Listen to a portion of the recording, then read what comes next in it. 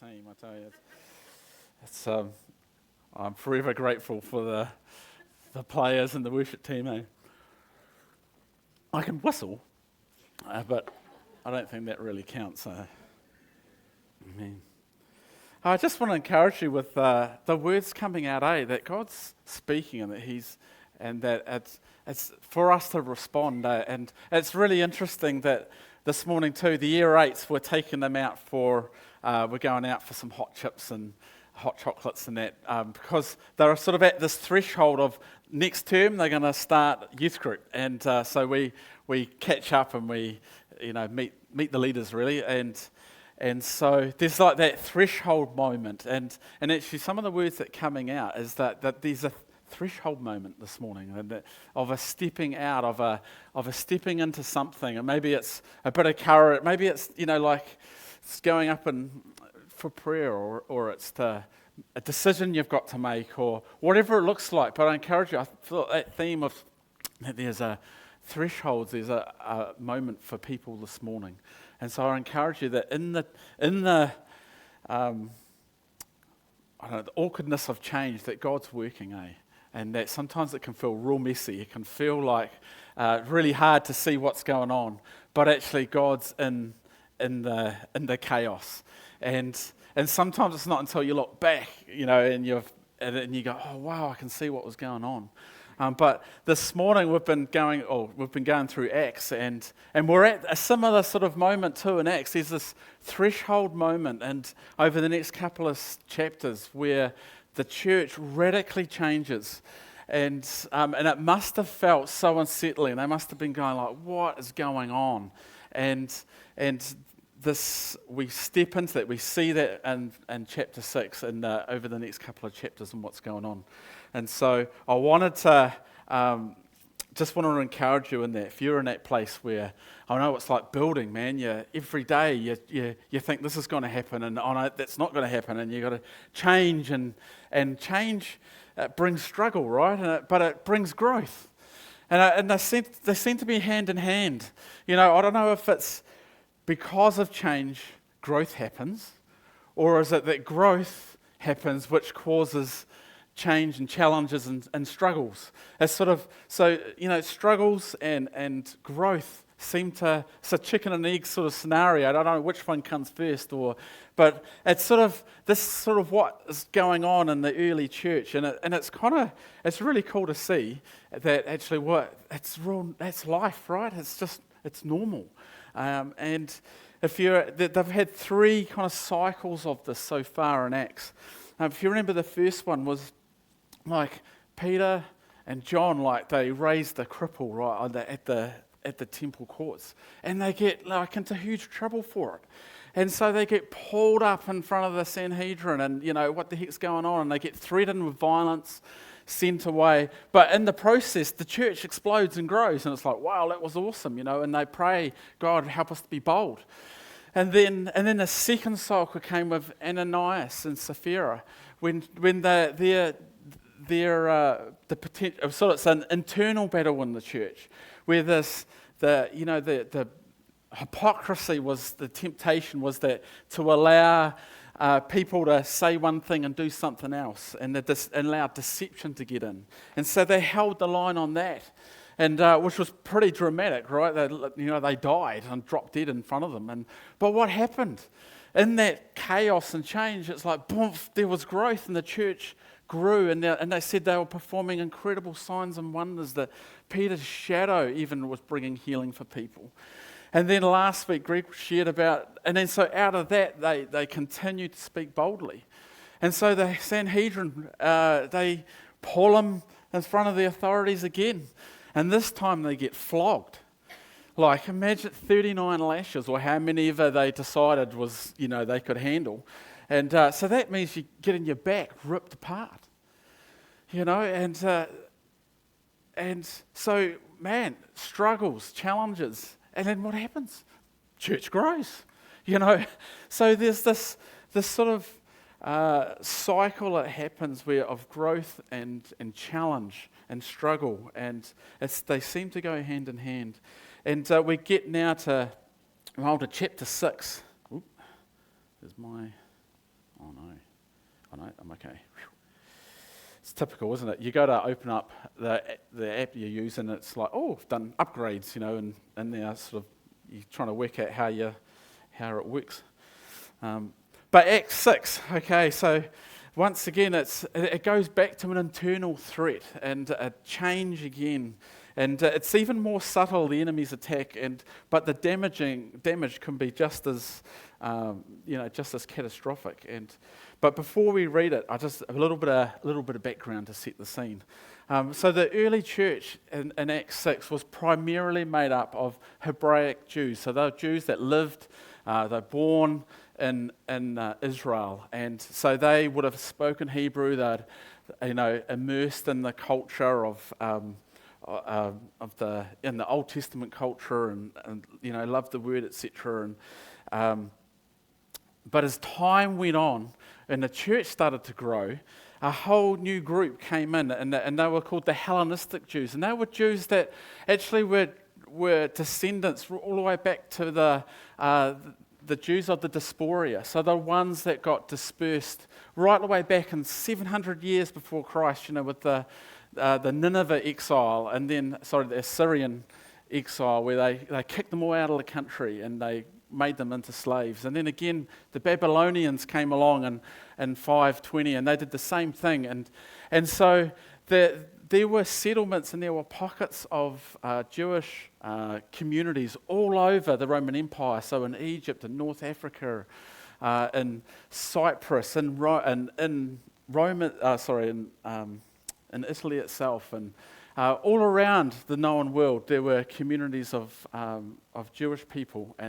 But what happened is that they got exposed to lots of different ideas, right? They spoke Greek. They read what was called the Old Testament in Greek. It was the Septuagint. You might have heard of that word. So that is the Greek translation of the Hebrew Old Testament, and that happened like 200 years before Christ. So they had their own version as such of the Bible.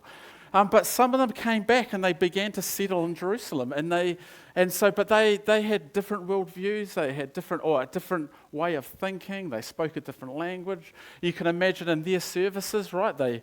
They read out the scriptures in Greek. They had their sermons in Greek. They probably worshipped in the Greek language.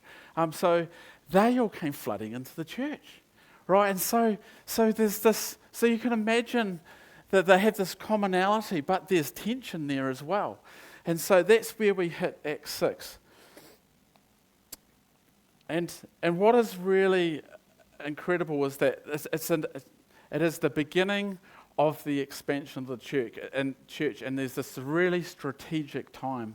I didn't realize, but it was the Hellenistic Jews. They were the ones that went out.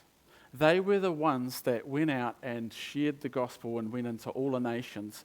And they led that charge. And so we're about to meet some of the main leaders. And they are really a stepping stone to Paul. See, Paul was a Hellenistic Jew. He was from Tarsus. He was not born in Israel. And so he, of course, became the greatest missionary in the early church. And he was one of these Hellenistic Jews.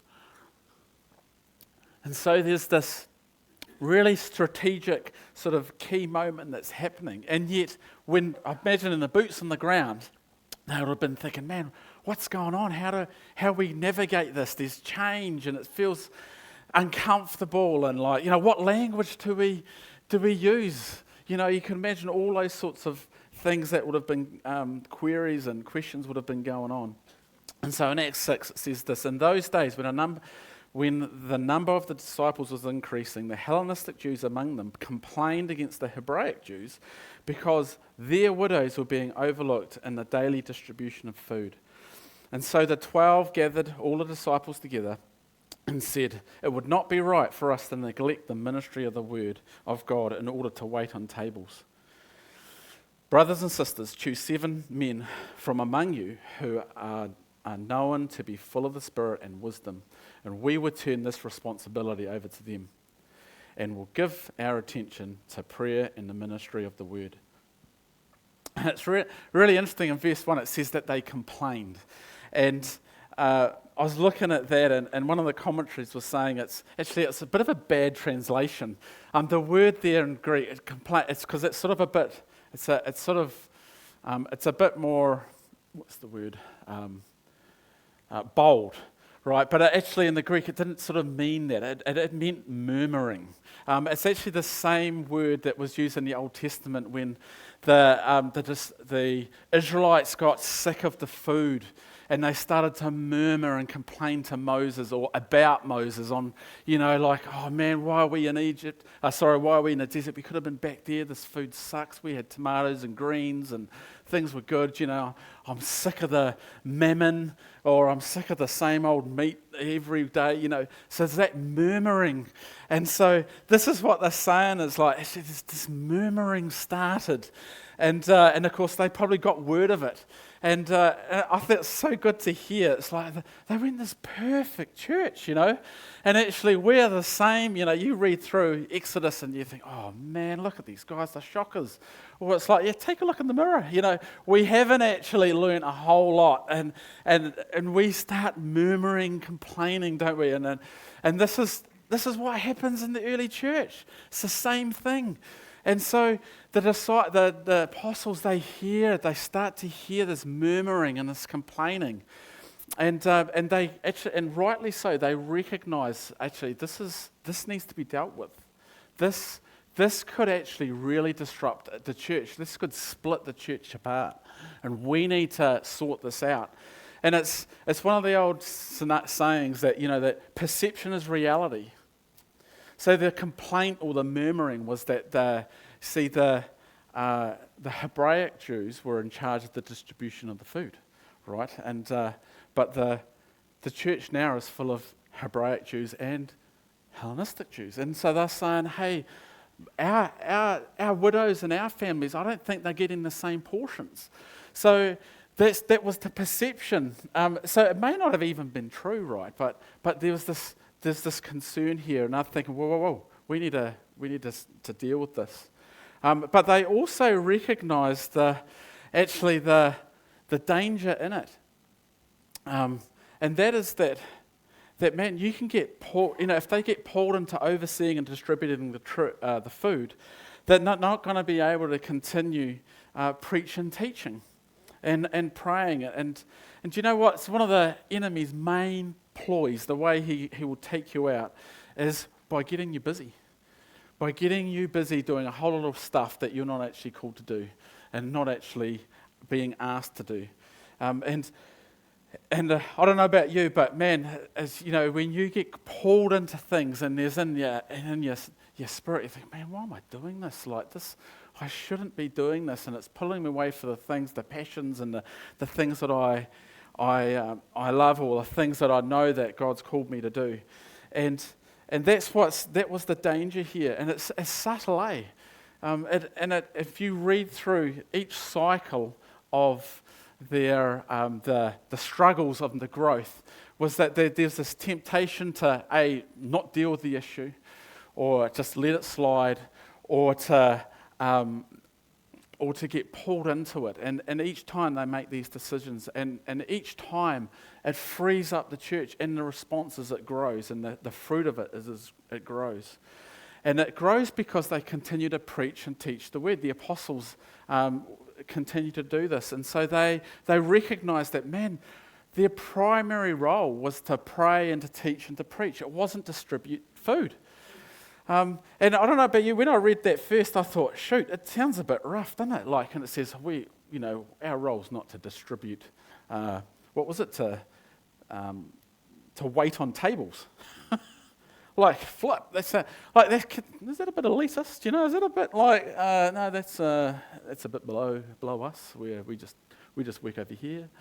But actually, in the language of the Greek, when it says the wait on tables, it means to serve the tables, and actually it's the same word as ministry. And so in verse 4, when it says actually we need to give our full attention to the ministry of the word, it's actually the same word as to wait on tables, to serve.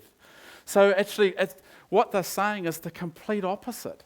they're actually saying that, yeah, this ministry or social work is a vital cog of the church. That it's actually a ministry, and they give it the same word as the ministry of teaching and preaching. But what they're saying is, but it's not our role to do it. So they're not belittling it at all, and they're not saying, no, we're above that, and nor are they saying, no, we need to control everything. We need to be in charge of every single facet of the church, and we need to have because you imagine that's the money, right? That's the finances, that's the things that are coming in, and they're like, no, we don't want to have anything to do with that. So there's this cool line, great balance that they sort of hold where it's like, actually they want to delegate the role, but they don't see it as something that is beneath them. They see it as of the same level and the same importance and as a vital part of the church, but it's not what they themselves are personally called to do. And so, man, I think that's pretty awesome, right? And we can very easily, go to an extreme. We can pull back and think, no, that sort of works. That's not us. Or we can. The danger too is that we can feel like we have to do everything. But actually, there is enormous numbers of ministries and things that are operating in the church that everyone's involved with, and the leadership of the church aren't necessarily directly involved in it, and that's okay, and that's awesome, And so I want to really encourage you that there's a place too where sometimes that mindset can come from people and they think, well, unless someone, unless the senior pastor comes to my house and has that conversation with me, or unless that senior pastor is involved in my ministry, then it's not worth doing, or the church has let me down. And there's that sense that it's sort of like, actually it has to be number one, or it has to be the apostles. And actually that's not the case at all. And actually we can all, as a community, we need to be looking out and operating and functioning in our ministries and our gifts. And that's the whole idea of the church. And myself and Greg and Teresa and the team, we can't be involved in every cell group, and we can't be involved in every single ministry, and we can't necessarily go and visit every single person. But that doesn't mean that those things, those ministries or those people have less value. And this is what Acts 6, this is what they are working, and they've got a great balance with. And it's something that we've got to always, keep find that balance as well. And there's amazing people in this church who do stuff all the time which don't get seen. And I was thinking about that, and I did want to give a shout out this morning, and it's to Roger actually, because Roger over the last 6 months he's been coming in on Saturdays and evenings, and he has completely overhauled the whole IT of this church.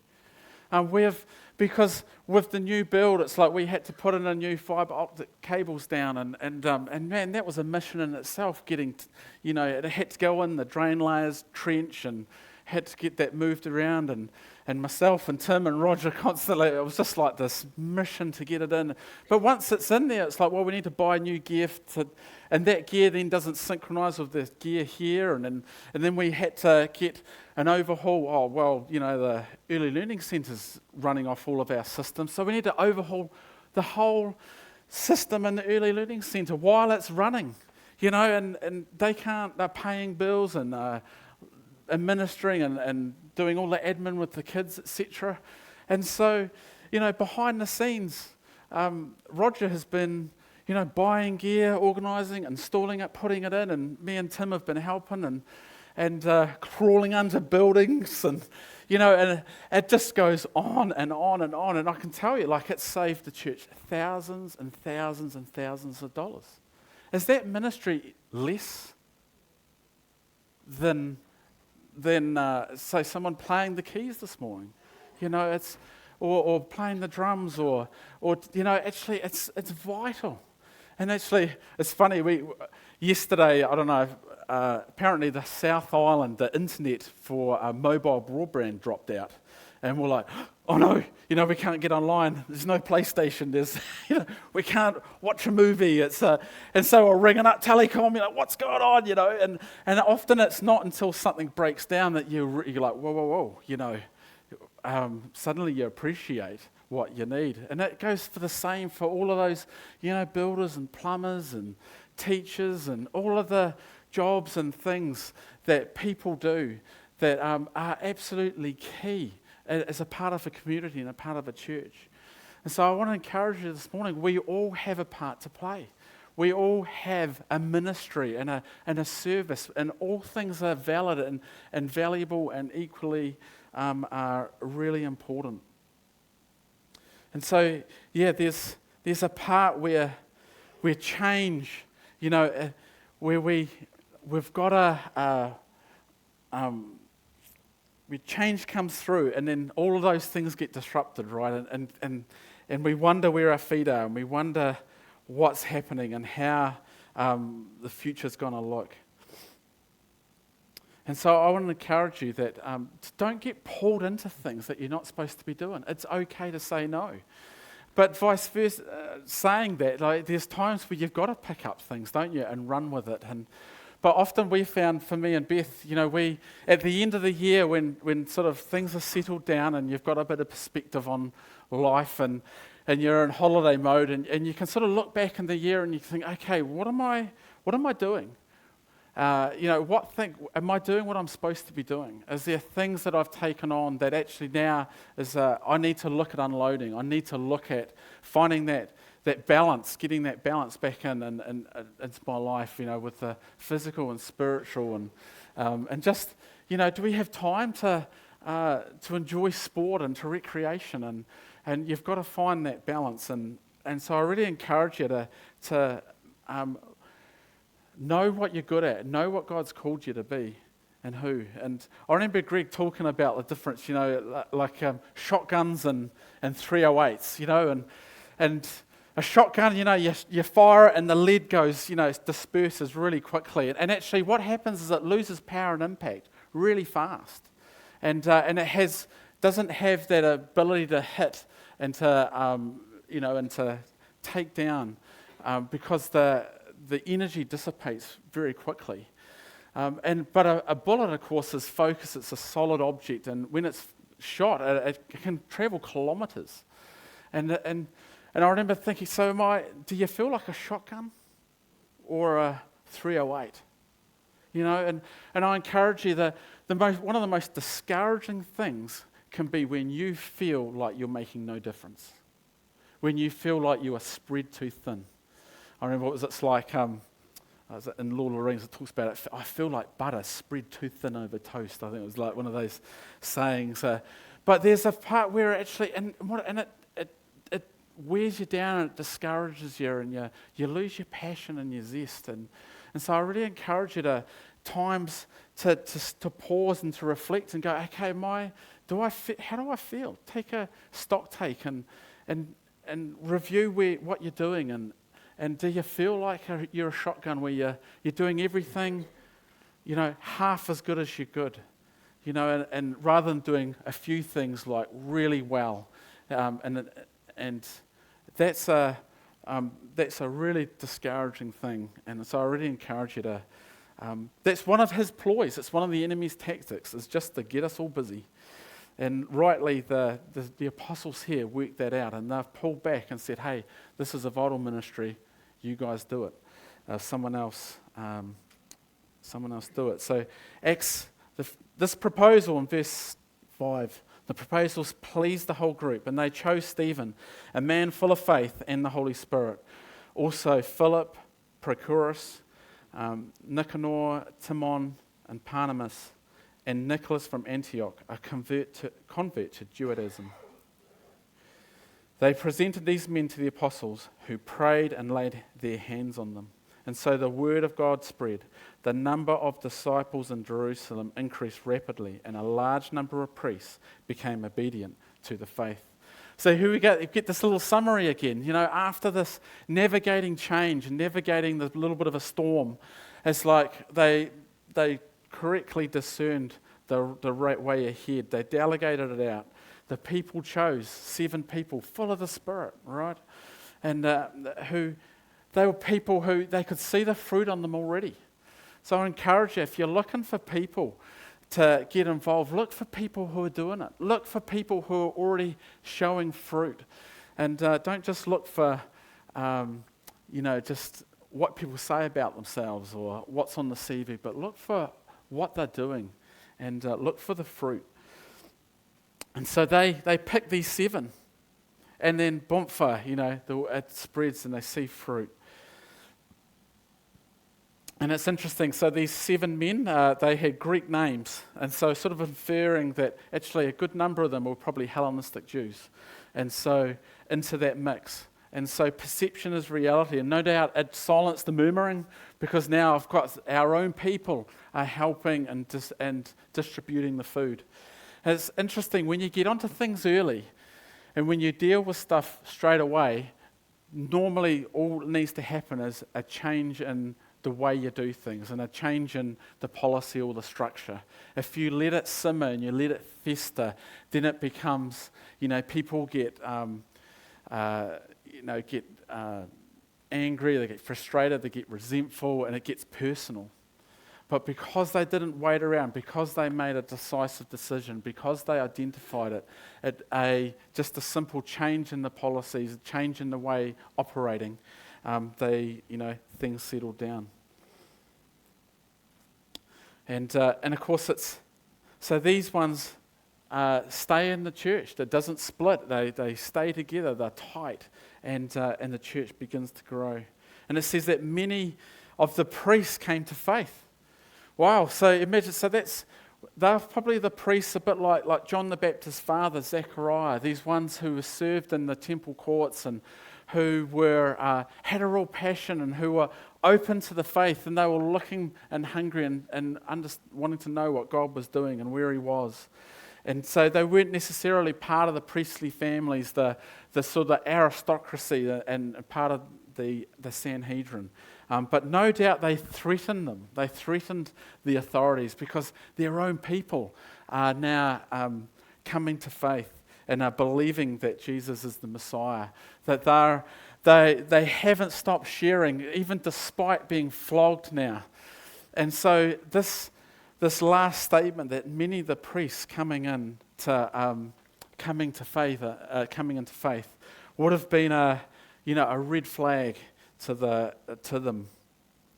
And we go on, and so the last section, Acts 6, 8 to 15. Now Stephen, this is the same Stephen who was waiting on tables, right? He's serving on tables. Now Stephen, a man full of God's grace and power, performed great wonders and signs among the people. Well, that's pretty cool for someone waiting on tables, eh? Isn't it awesome? This is the same phrases for Peter, who was an apostle and leading the church. Stephen, who is waiting on tables, is performing great signs and wonders. So don't put yourself in a box, man. Us often we think, oh no, I'm just doing this. I can't be praying for people, or I can't see God move in power. Actually, here's a guy, Stephen, who got asked to oversee the distribution of food, right, and has stepped into that role and was, and they saw that he was full of the Holy Spirit, and now after the apostles laying hands on him and praying and imparting and commissioning him into the work, he's now walking and performing great wonders and signs among the people. Well, so this church is spreading. This church is growing. And opposite in verse 9, it says, opposition arose. Here's the opposition coming, right? So, boomfa, here we come, another cycle, growth, and now the struggle, the challenge is coming. So I want to encourage you, man, if you're in a place where it's like, oh, this is really tough at the moment, well, be encouraged. Growth's coming. God's on the case. It's like you're at a threshold moment and you're feeling like you're struggling, and I don't know what God's doing, and I don't know the path ahead. It's like, be encouraged. It's like God's on the case. Growth's coming. And it's we often, as people, don't we? We like routine, and we like easiness and just cruising along, and we like it when things are settled and we know what's happening. But often God's not moving in those places. He wants us to depend on Him, and we're like water going downhill. We like to just follow the path of least resistance. But so I just want to encourage you that hard times are not a sign of that God's abandoned you. Actually, hard times and change is often a sign that, man, He's on your case, and He wants you to grow. He wants you to stretch, and He wants you to learn and gain new insights about Him, carry a greater level of anointing. So opposition arose, however, from members of the synagogue of freedmen, as it was called. So there are people probably who were formerly slaves and who were freed by the Romans, and so they were called freedmen. So Jews of Cyrene and Alexandria, as well as the provinces of Sicilia. Now this place here, actually, Tarsus is the centre of Sicilia, and so that's where Paul was from. So maybe Paul was a part of this synagogue. We don't know, but he's going to get introduced in a couple of chapters away. But you can see the sort of connections and the church, the growth, and what was happening. That it was, it would have been, he would have been aware of what was happening.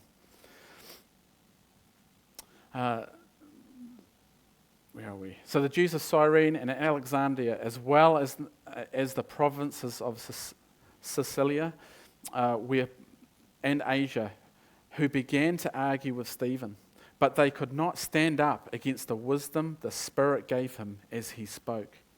And then they secretly persuaded some men to say, "We have heard Stephen speak blasphemous words against Moses and against God." And so they stirred up the people and the elders and the teachers of the law. They seized Stephen and brought him before the Sanhedrin.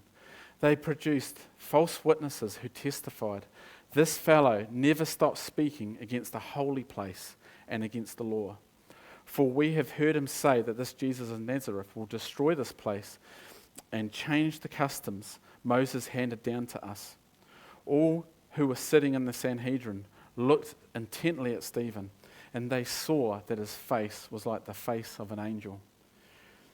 Well, so here's Stephen, right? So that the face, the glow, like I could see that he had the presence of God about him. It's actually a similar sort of terminology to with Moses when it talked about that, the glow on his face. And so it's like, man, so here's Stephen, right, and standing in front of the Sanhedrin again. These are the ones who have just, flogged the disciples, the apostles, in the last round. And he must have been thinking, shoot, like what's coming? What are they going to do now? Right? And so this another round of persecution comes. And if you know the story, so Stephen ultimately gets stoned. Right? And so I want you to think about, so what is it that Stephen said? Or what is it that he did that caused him to get stoned? What is it about him that was different to Peter and the other apostles, that what he did that so infuriated them that they killed him outright? So it's a little bit of homework for you, but because it doesn't actually tell us precisely what he said. It just says that he spoke against the law and Moses, and that he blasphemed against the temple. So what does that mean? And actually, you notice that they tried to argue with him, but they couldn't. He just had a bit like of Jesus. They couldn't argue. They couldn't trap him, and so they bring false witnesses against. They attack his character, and then they just outright lie. That failed, so they just outright get false witnesses against him. And so what happens is in the next chapter, he has this opportunity to speak before the Sanhedrin, and he gives his defense.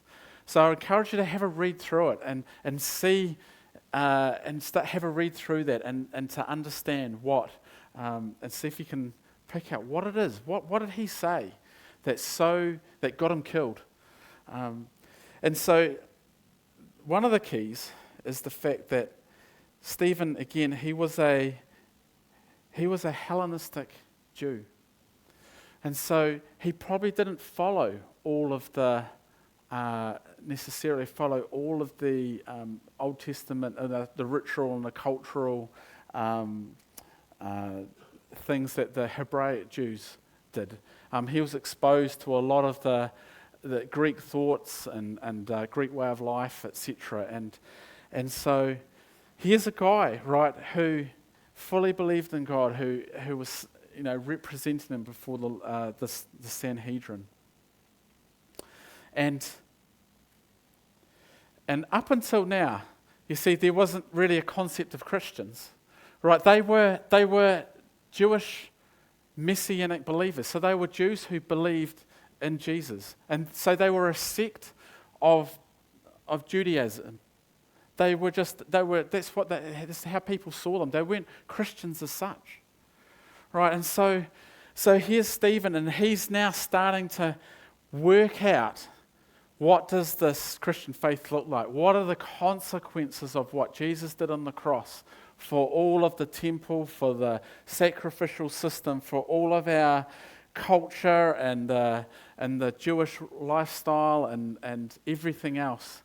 And so he comes to some conclusions, and that's what he speaks out.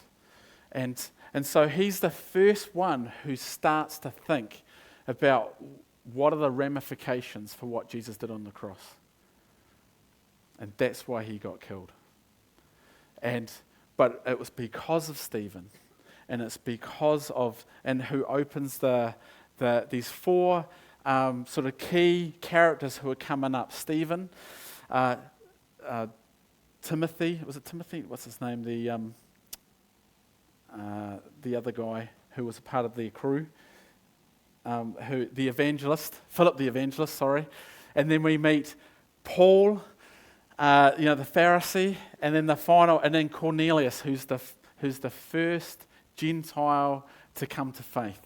And so you can see this pattern of these guys processing out, like, what does it mean? What does this faith look like? Do we all have to become Jewish?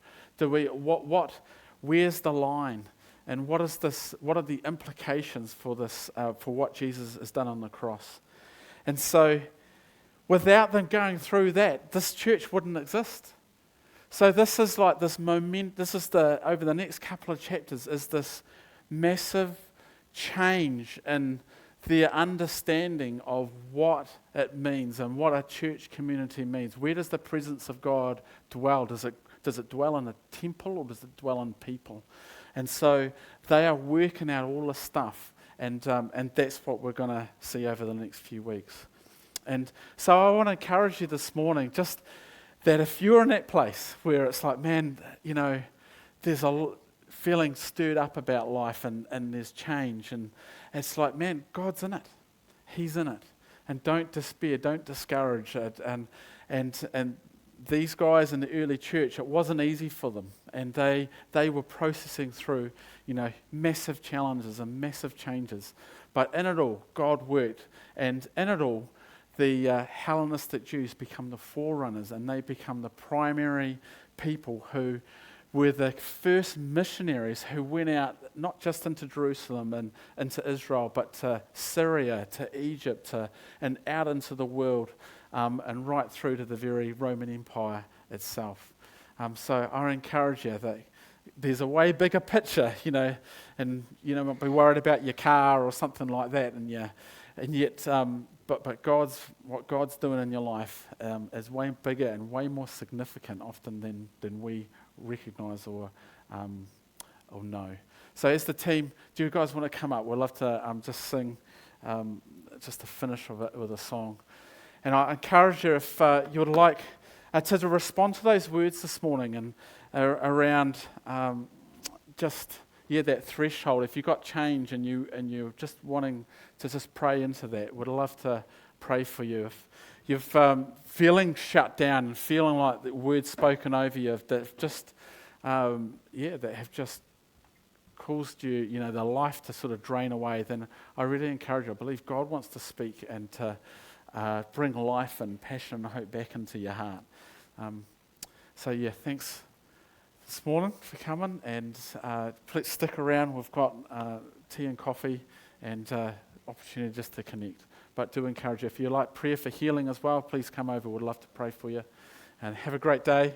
Bless you heaps. Don't forget 2 weeks' time, 17th, 3 Sundays away, a baptism service. So we'd love to, it'll be the whole service, so we've definitely still got a few slots left. So if you are thinking, oh man, I would love to get baptised, it will be hot. It will be hot. It's going to be like a spa. It's going to be beautiful. So don't fear. It'll be. You won't see those expressions like last time when they walked in. And it'll be good. So anyway, come and talk to us. If you want to know a little bit more about baptism, we'd love to tell you about it. So please.